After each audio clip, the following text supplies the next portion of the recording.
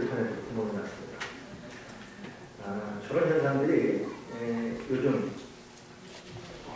그쪽 이 지구상에서 자주 일어나고 있습니다. 그것을 영어로 싱크홀 이렇게 부릅니다. 싱크는 가라앉다는 얘기고 홀은 구멍이죠. 구멍이 나서 이제 가라앉는 겁니다. 그런데 저 깊이가 보통 한 10m, 20m가 아닙니다.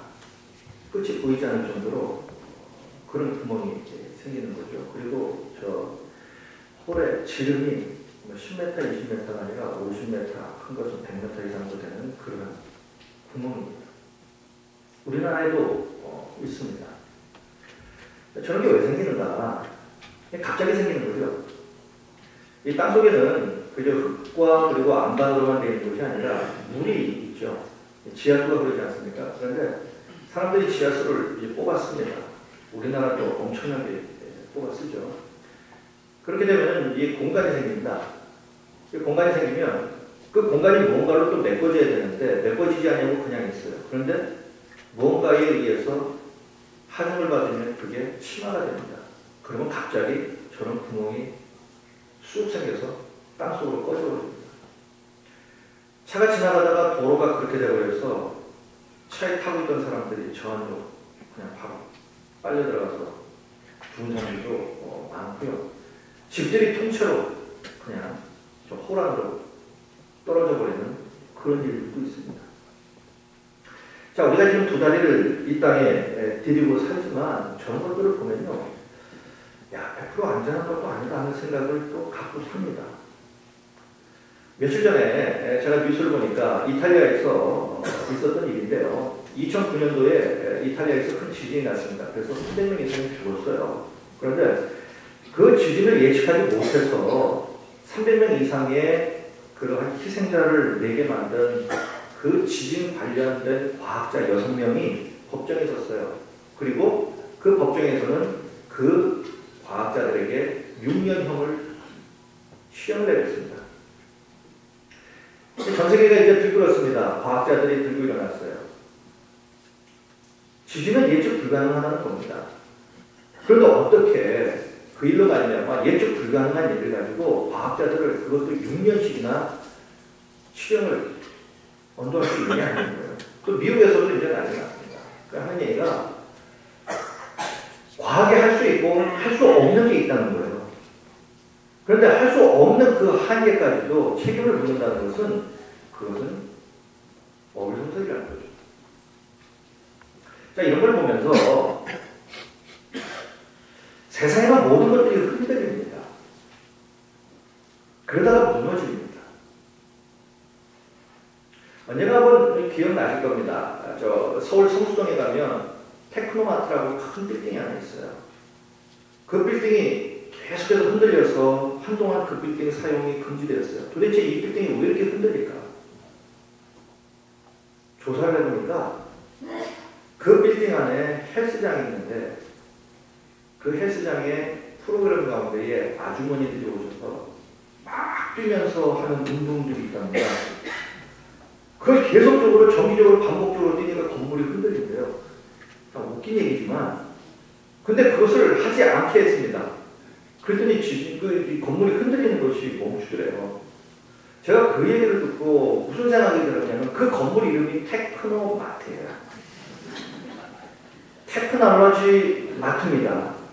최첨단의 기계를 파는 그런 빌딩이에요. 최첨단의 과학이 그 안에 다 있습니다. 그런데 흔들려요. 아주머니들이 그걸 흔들려요. 자, 그걸 보면서 참 아이러니 아니겠습니까? 과학도 어떻게 할 수 없는 것. 세상의 모든 것은 흔들립니다. 흔들리다가 무너져요. 아무리 견고하게 지은 건축물이라 하더라도 지진 한 번 나면 다 흔들리고 무너집니다. 그런데 이런 것들이 자연적인 현상에만 있겠느냐 하는 겁니다. 우리 인생살이는 예외일까요? 제가 고등학교 다닐 때에 저하고 같은 반 친구가 있었습니다. 이 친구의 아버지는 그때 당시에 민간항공기 조종사였어요. 그때 당시 이 민간항공기 조종사면 정말 아주 드문 직업군입니다. 정말 극소수의 사람입니다. 그런데 그분이 갑자기 그 일을 그만두고 무역업을 시작하셨어요. 이제 언어가 되고 계속해서 외국을 왔다 갔다 하시니까 아마 그렇게 하셨던 것 같아요. 그런데 그 일은 오래가지 못했습니다. 경험이 없던 터라 부도가 나고 말았어요. 그렇게 되자 그 친구 아버지는 호주로 피신을 하셨고요. 어머니는 3남매를 데리고 한국에서 어렵게 살았어요. 그 친구가 아주 공부를 잘했는데 대학도 가지를 못했습니다. 그런데 그 친구는요, 우리 반뿐만 아니라 우리 학교에서 부러움의 대상이었어요. 왜냐하면 그 친구가 쓰는 물건은 다 외제였어요. 아버지가 조종사였고 또 무역업을 했기 때문에 그 친구가 쓰는 연필 하나도 다 외제였습니다. 그때 당시에 우리나라에 나이키 운동화가 없었는데 그 친구가 유일하게 나이키 운동화를 신고 있어요. 부러움의 대상이었어요.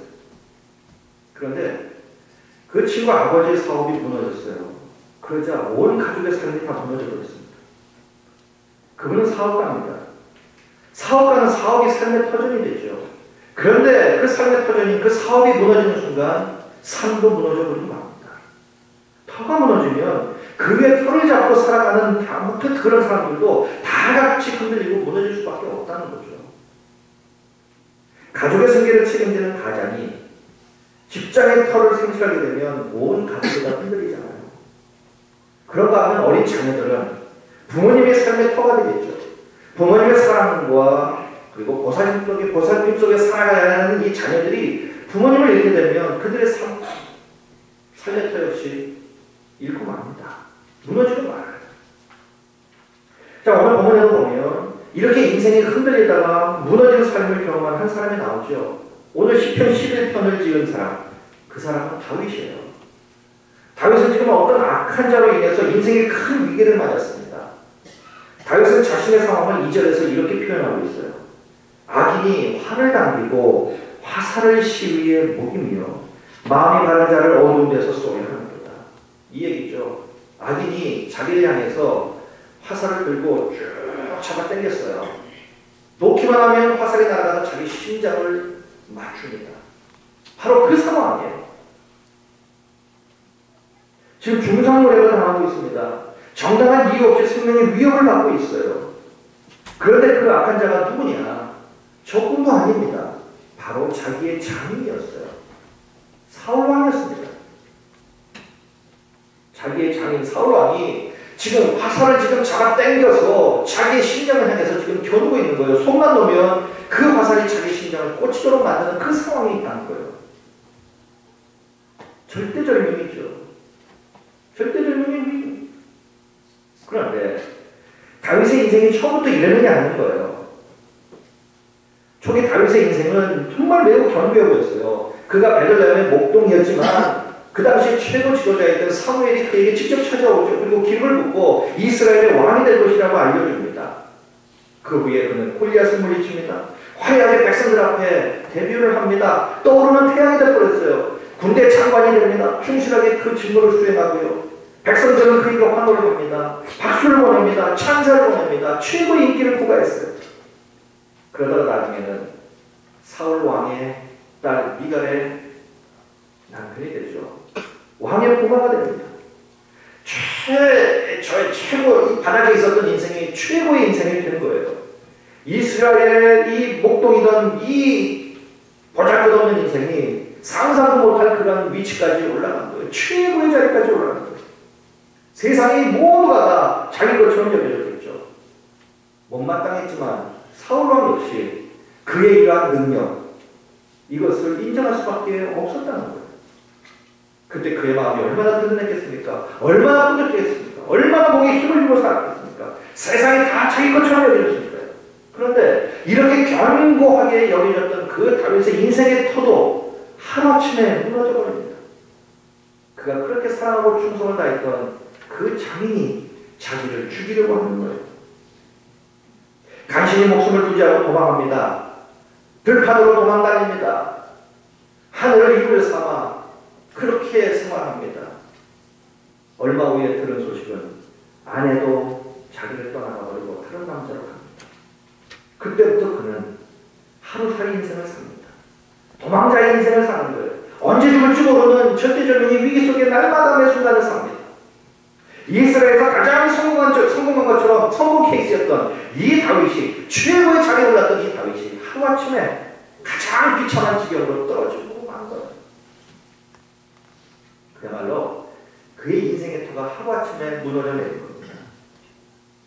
히브리말로 이 터라는 말은 샤타 이 말입니다. 이 말은 기초, 기반, 지지대 이런 의미예요. 이 뜻 그대로 다윗의 인생의 기초, 기반, 지지대가 한순간에 무너져 버린 거예요. 그냥 꺼져버린 겁니다.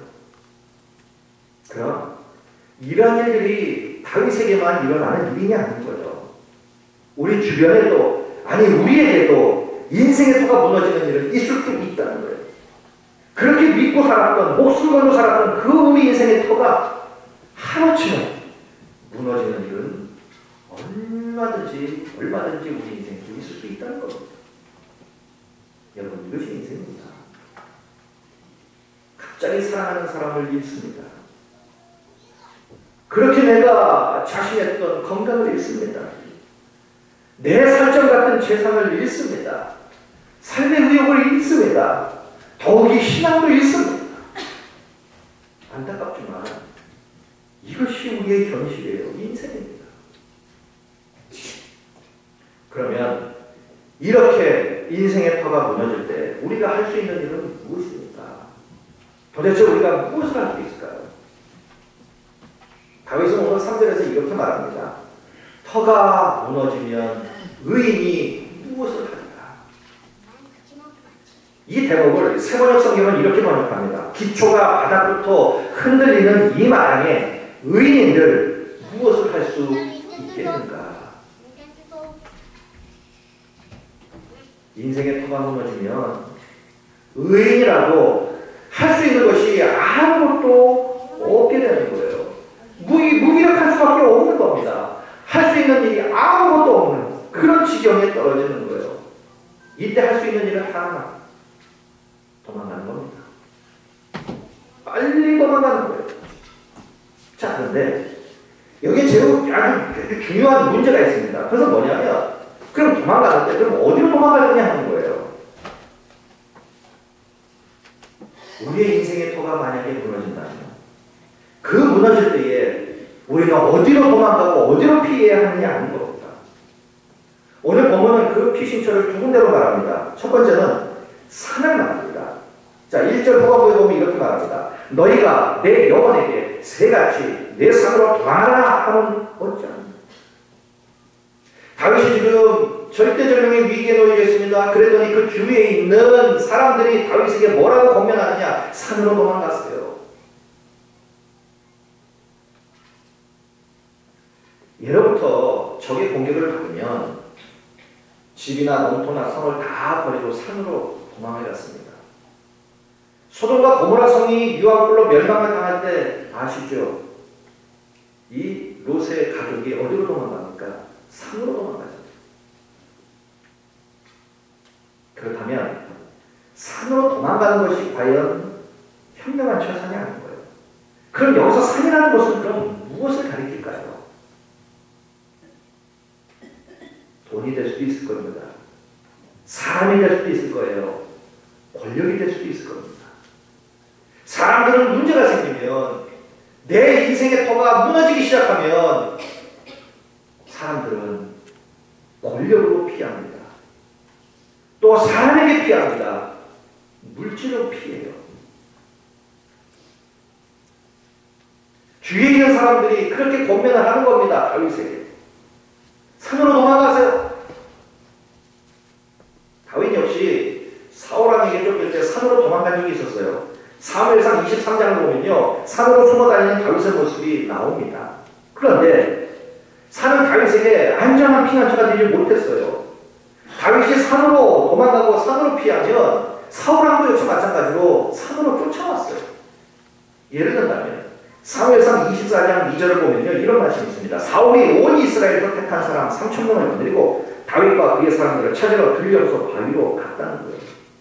도망가니까 3,000명을 건드리고 산으로 쫓아왔어요. 결코 산도 안전한 피난처는 아니었어요. 그렇다면 오늘 이 시편 11편은 또 다른 피난처를 우리에게 말씀합니다. 그것이 바로 다윗이 고백을 한 것인데요. 바로 여호와 하나님이었다는 것. 사울의 사내까지 추적해 왔지만 하나님은 그를 보호해 주셨어요. 사무엘상 23장 14절을 보니까 이렇게 말합니다. 다윗이 광야 요새에도 있었고 또 십광야 산골에도 머물렀으므로 사울이 매일 찾되 하나님이 그를 그의 손에 넘기지 아니하십니다. 사울이 매일매일 다윗을 찾아왔어요. 매일매일 그를 쫓아왔어요. 그럼에도 불구하고 하나님은 다윗을 매일매일 그 순간순간 보호해 주셨다는 거예요. 자, 이 상황에서 다윗이 분명히 확신하고 있었던 것은 인생의 가장 안전한 곳이 어디냐? 그것이 바로 여호와 하나님 품이었다는 거예요. 하나님 같은 피난처는 없었다는 거예요. 그러자 다윗은 이제 마음을 정합니다. 어려움 중에 있는 지금뿐만 아니라 남은 인생 전체를 하나님께 다 맡기기로 정합니다. 하나님께 숨기로 정하는 거예요. 그래서 본문 1절 상반절은 이러한 결단을 보여줍니다. 내가 여호와께 피하였거늘. 이미 다윗은 여호와께 피했어요. 망설이거나 의심하지 않았습니다. 그래서 저 역시도 분명히 말씀드릴 수 있습니다. 여호와 하나님께 피하셔야 되는 거예요. 우리의 인생의 터가 무너질 때에, 진퇴양난의 상황에서 아무것도 할 수 있는 일이 없을 때에, 어디로 가야 할지 모를 때에 우리가 가야 할 곳은 여호와 하나님이라는 거예요. 여호와 하나님만이 가장 안전한 우리의 피난처이기 때문에 우리가 가야 할 곳은 산이 아니라 여호와 하나님. 욥의 경우를 한번 보십시오. 그의 인생에도 터가 완전히 무너지는 그러한 불행이 그에게도 있었어요. 친구들이 찾아왔죠. 네가 분명히 무슨 죄가 있어서 이런 일을 당한다. 그런데 욥은 끝까지 자기의 의를 주장하죠. 나는 죄를 지은 것이 없어. 나는 죄인이 아니야. 나는 의인이라고 끝까지 주장합니다. 하지만 나중에 가면 욥이 하나님의 은혜를 깊이 깨닫습니다. 그리고 자기의 무능함을 인정합니다. 자기의 의가 아무것도 아님을 하나님 앞에 인정합니다. 그리고 하나님 앞에 나와서 엎드립니다. 그리고 하나님만을 의지합니다. 그러자 그의 삶이 그 이전보다 더 충만하게 회복되는 역사가 있지 않습니까? 어린 자식에겐 아버지는 위대한 존재죠. 힘도 세고 뭐든지 다 할 수 있는 그런 존재처럼 보입니다. 아이들과 싸워도 아빠가 옆에만 있으면 든든합니다. 세상에서 가장 안전한 피난처는 아버지예요. 그런데 그 아버지도 세월이 지나면 약해지십니다. 아버지께서 한창이실 때는 나에게 회초리를 들어서 나에게 때릴 때는 너무 회초리가 아팠어요. 그러나 연세가 드셨을 때의 회초리는 아프지가 않는 거예요. 그 옛날에는 아버지를 업으면 묵직했는데 아버지가 연약하고 난 다음에 아버지를 업으면 너무 가벼운 거예요. 이제는 더 이상 의지하거나 피할 수 있는 분이 아니라는 거예요. 사람은 그렇습니다. 물질은 또 어떻습니까? 아무리 세상이 돈의 원리로 돌아간다 해도요, 늙으면요 돈도 못 씁니다. 돈 쓸 기력도 없는 거예요.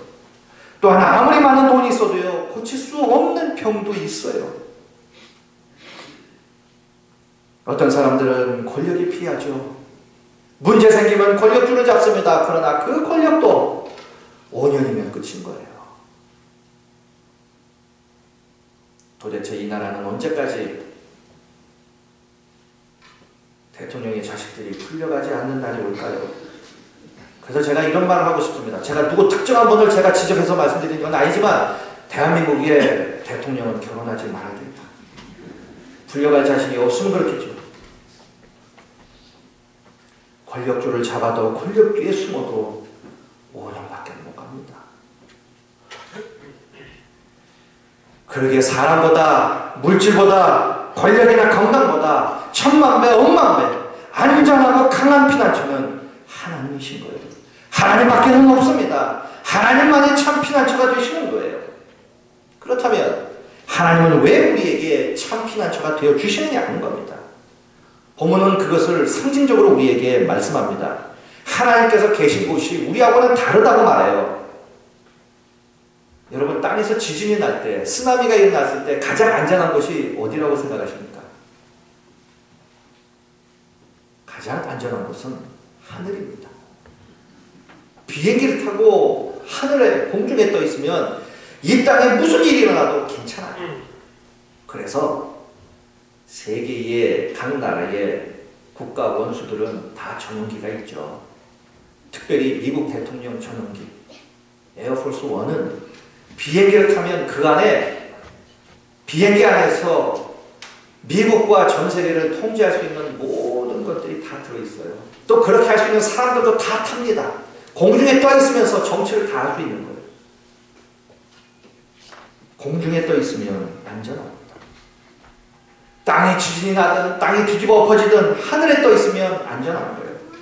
그래서 하늘로 피해야 안전합니다. 자, 그런데 오늘 본문을 보니까요, 바로 그 하늘이 하나님의 처소라고 말씀합니다. 4절 앞부분을 보면 이렇게 기록되어 있습니다. 여호와께서는 그의 성전에 계시고 여호와의 보좌는 하늘에 있으며. 하나님의 보좌는 하늘에 있다는 거예요. 여기서 하늘은 우리가 지금 살고 있는 이 터와 대조되는 개념이에요. 우리는 터 위에 우리의 인생과 가정과 성공과 명예의 탑을 쌓아 올립니다. 그러나 그 터는 인생에 문제가 생기면 한순간에 무너지고 말아요. 그러나 터가 무너지는 그 순간에도 하늘은 안전합니다. 변함이 없어요. 고요합니다. 그래서 터가 무너질 때에 우리가 해야 할 일은 하늘로 올라가는 거예요. 다시 말씀드리면 하나님의 처소로 나가야 된다는 겁니다. 하나님께 피해야 된다는 거예요. 그 이유는 너무나도 자명하게 하나님이 우리의 참 피난처이시기 때문이에요. 그래서 하나님께 피해야 된다는 거예요. 자, 그런데 여기서 우리는 한 가지 실존적인 문제에 부딪힙니다. 뭐냐면 우리가 어떻게 하나님께 나아갈 수 있느냐 하는 거예요. 우리가 어떻게 하나님의 처소로 나아갈 수 있느냐 하는 겁니다. 하늘에 있는 하나님의 처소로 우리는 나아갈 수 없기 때문에, 그래서 하나님이 어떻게 하셨느냐? 그 하나님이 우리에게 오신 거예요. 어떤 방식으로 오십니까? 4절 여호와께서는 그의 성전에 계시고. 이 말씀이 우리의 희망인 거예요. 만약 하나님이 하늘 보좌에만 계시고 우리를 보고 올라오라고 한다면 우리는 올라갈 수가 없는 겁니다. 나아갈 수가 없는 거예요. 그런데 하나님은 뭐라고 말씀하십니까? 여호와는 그의 성전에 계시고. 그럼 왜 하나님은 당신의 하늘 보좌에만 안 계시고 우리의 성전에도 계십니까? 이유는 우리를 만나주시기 위해서요. 그리고 우리에게 이렇게 말씀합니다. 너희의 인생의 터가 무너졌느냐? 어디로 피할지를 모르느냐? 문제가 너무 커서 어찌할 줄 모르느냐? 내가 있는 성전으로 오라는 거예요. 성전에 와서 나를 만나고 내 도움의 손을 붙잡으라는 거예요. 내가 너를 지키고 내가 너를 도와주겠다고 말씀을 하시는 거예요. 그러게 사랑하는 성도 여러분, 문제가 있으면 어디로 가야 합니까? 성전으로 오시길 축원드리겠습니다. 성전에서 우리를 만나고자 하시는, 기다리고 계시는 그 하나님이 계시는 그 성전으로 우리는 달려가야 합니다. 그리고 그 하나님의 도움의 손을 우리는 붙잡아야 합니다. 그리고 하나님의 도우심과 보호하심으로 무너진 터 위에서 다시 한번 우리가 일어나는 그러한 역사를 우리가 경험해야 한다는 거예요. 이러한 하나님의 보호하심과 도우심은 야곱의 삶에도 그대로 나타났어요. 야곱이 형 에서를 피해서 도망가죠. 가다가 지쳐서 베델 들판에 누웠습니다. 돌을 베개 삼아 하늘을 이불 삼아 누웠습니다. 춥습니다. 외롭습니다. 미래가 불투명합니다. 내 인생이 어떻게 될 것인가? 절대절명의 인생의 위기를 만났어요. 그럴 때에 하나님은 야곱을 어떻게 도우셨습니까?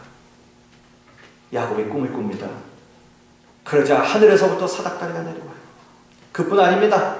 사닥다리를 통해서 하나님의 사자가 오르락내리락 하면서 야곱을 보호합니다. 야곱이 올라갈 수 없기에 하나님의 사자가 내려와서 그를 지키는 겁니다. 사다리는 하나님이 내밀어 주신 야곱을 위한 도움의 손이었던 것입니다. 야곱을 향한 하나님의 사랑의 표현이 바로 이 사다리였다는 것이에요. 그러게 성도 여러분, 인생의 터가 흔들리고 무너져서 정말 진퇴양난에 놓여져 있다면 주저하지 마시고 하나님의 사다리를 붙잡아야 합니다. 하나님의 도움의 손을 붙잡아야 합니다. 성전으로 달려나가셔야 한다는 것이에요. 그래서 도우시는 그 하나님을 만나셔야 됩니다. 자, 그렇다면 이 성전은 그러면 어디입니까? 이 성전은 두 가지 개념을 말합니다. 첫째는 장소적 개념을 말해요. 지금으로 말하면 교회를 말하는 것입니다. 여러분들에게 있어서 교회는 과연 어떤 것입니까? 성경을 통해서 하나님께서 말씀하시는 이 교회는 주님의 몸입니다.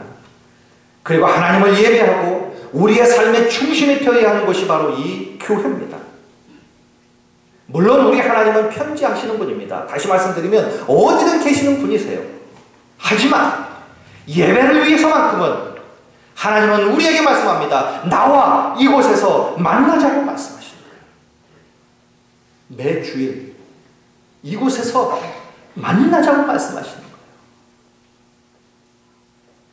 그래서 구약에서부터 보면요, 믿음의 사람들은 하나님과 만나는 예배 장소를 정해놓고 예배를 드렸어요. 오늘도 우리 하나님은 우리를 만나주시기 위해서 우리를 이곳으로 불러주시고 예배를 드리도록 하셨단 말이에요. 그래서 이곳이 하나님을 만나는 것이고 하나님의 도움의 손을 붙잡는 것이고 하나님께 피하는 바로 그러한 곳이라는 거예요. 그러기에 인생의 터가 흔들리고 터가 무너지는 상황이라고 한다면 더욱더 부지런히 열심히 교회를 찾아 예배에 집중하여야 합니다. 예배의 사람이 되어야 합니다. 예배에 성공해야 합니다. 그래야 하나님의 도움을 받을 수 있다는 거예요. 어제 비가 오는데도 이 일대가 차가 얼마나 막히는지요. 어제 저녁에 신방을 갔는데 이 목동으로 신방을 갔는데 가는데도 많이 걸렸습니다. 시간. 도대체 차가 나가질 않아요. 비 오는 가운데서도 갈 곳이 많죠. 요즘 지금 산이 울긋불긋합니다. 얼마나 갈 곳이 많아요. 결석하시는 분들이 많습니다. 다 전화를 드려보면 나름 다 갈 곳이 있는 거예요. 다 분주하십니다. 그럼에도 불구하고 하나님은 우리를 이곳에서 만나시기를 원하시는 거예요. 간절히 당부드립니다.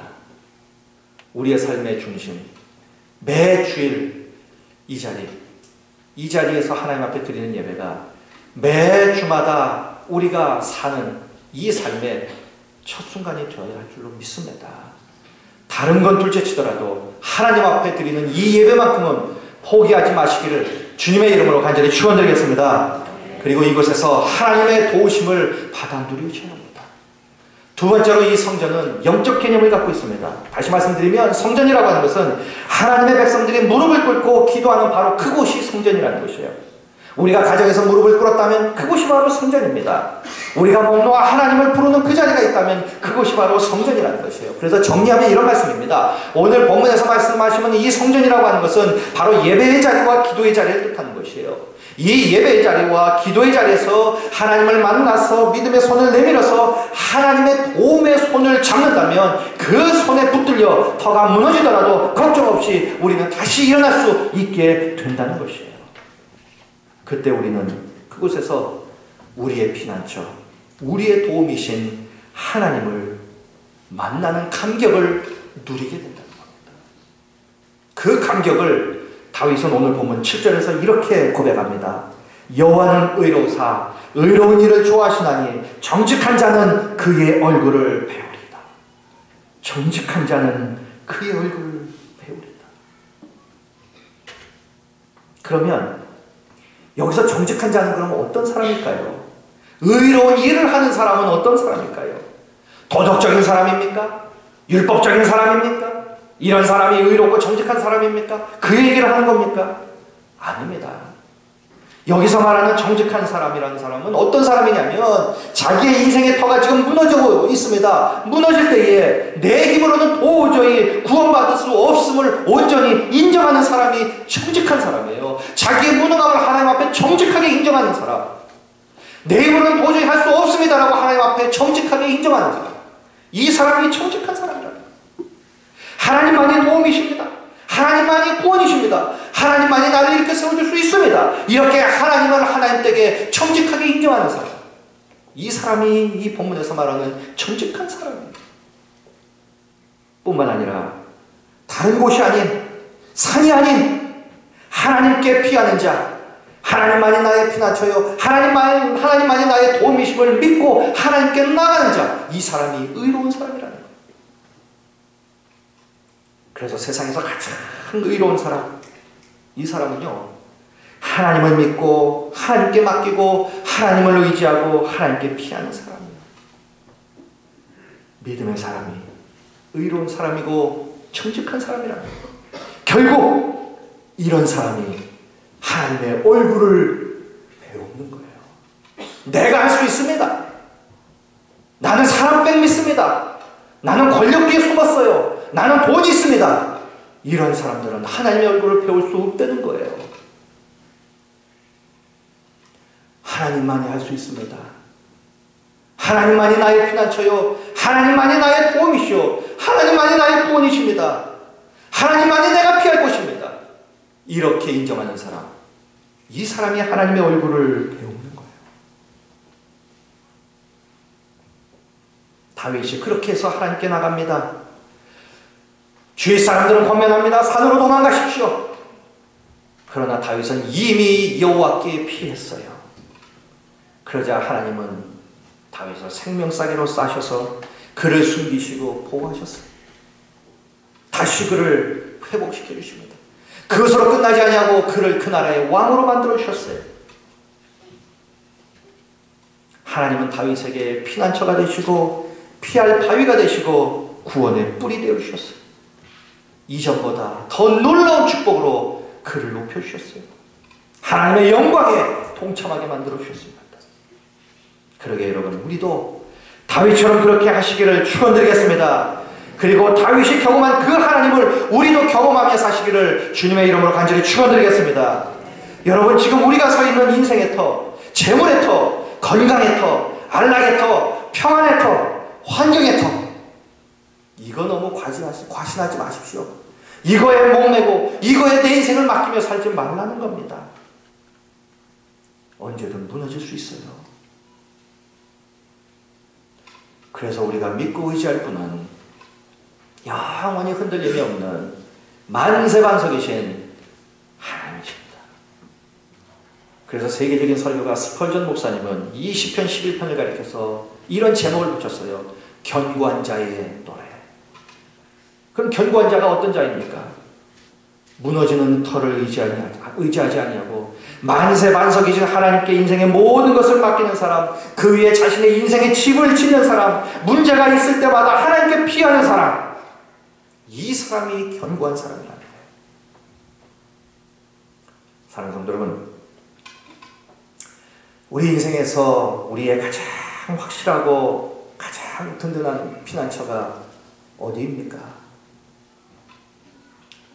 요즘 세계 경제가 말이 아닙니다. 세계적인 기업도 내일을 보장받을 수 없는 불완전한 그러한 경제 불황 속에서 직장에서 내 자리는 언제까지일까를 걱정해야 하고, 자식의 방황은 언제 끝날까 하면서 자식 걱정을 해야 하고, 내 인생의 미래가 너무 불투명할 때에, 사랑하는 분들이 죽음으로 인해 우리의 곁을 떠날 때에, 내 몸인데도 내가 나의 건강을 지킬 수 없어서 내 육체의 터가 무너질 때에 우리가 붙잡을 수 있고 우리가 피해야 할 곳은 어디입니까? 오직 하나님의 품밖에는 없는 줄로 믿습니다. 그래서 신앙이 무엇입니까? 신앙이라고 하는 것은 그래서 환난 중에 산으로 피하는 것도 아니요, 돈으로, 사람으로, 권력으로 피하는 것이 아니라 하나님께 피하는 것이 신앙이라고 하는 것입니다. 세상 사람들은 세상으로 피할지 모르겠지만 신앙이 있는 우리는 환난을 당할 때에 하나님께 피하는 사람들입니다. 그러기에 하나님께 피하십시오. 환난과 문제로 인해 방 안에만 틀어박혀 있지 마십시오. 생각 속에 갇혀 살지 마십시오. 세상으로 뛰쳐나가지도 마십시오. 그리고 포기하지도 마십시오.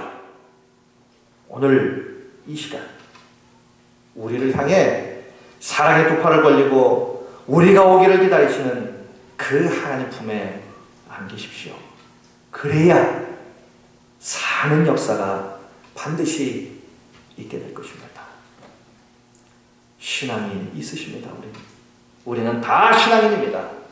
그렇다면 인생의 환란이 올 때 세상이 아니라 산이 아니라 돈이나 권력이나 물질이 아니라 하나님께 피하는 사람, 이 사람이 신앙인입니다. 기도하시겠습니다.